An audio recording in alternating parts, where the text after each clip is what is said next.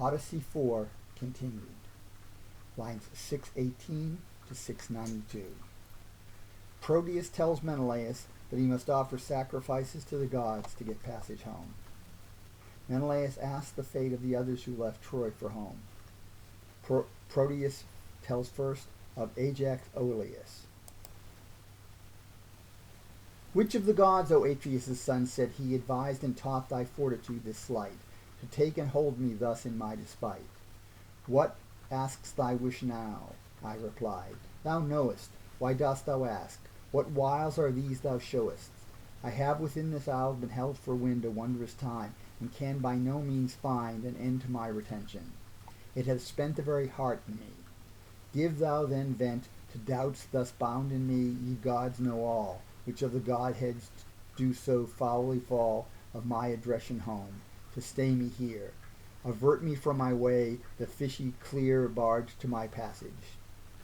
He replied, of force, if to thy home thou wishest free recourse, to Jove and all the other deities thou must exhibit solemn sacrifice. And then the black sea for thee shall be clear, till thy loved country's settled reach.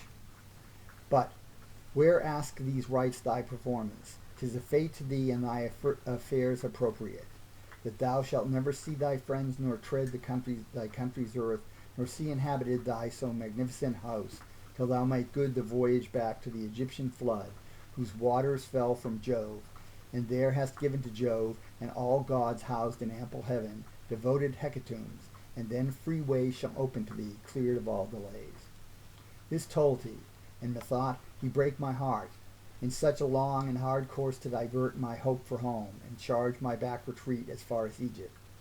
I made answer yet, Father, thy charge I'll perfect, but before resolve me truly, if their natural shore all those Greeks in their ships do safe enjoy, that Nestor and myself left, when from Troy we first raised sail, or whether any died at sea a death unwished, or satisfied when war was past by friends embraced, in peace resigned their spirits.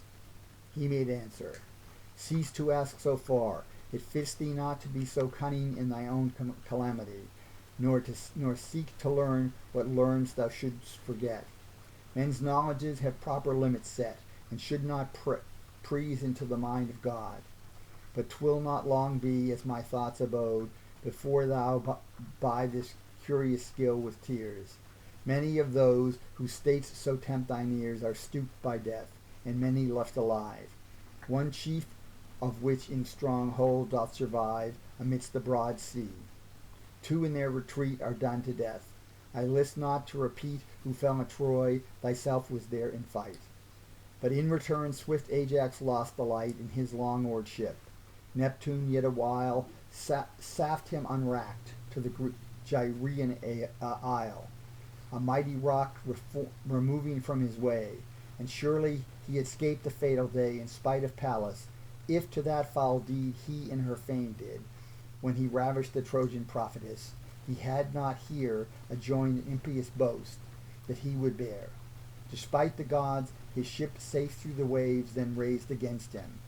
These his impious braves, when Neptune heard, in his strong hand he took his massy trident, and soundly struck the rock Gyraean, that in 2 it cleft, of which one fragment on the land he left, the other fell into the troubled sea, at which first rushed Ajax Oileides, and split his ship, and then himself afloat swum on the rough waves of the world's vast moat, till having drunk a sail cup for his sin, there perished he.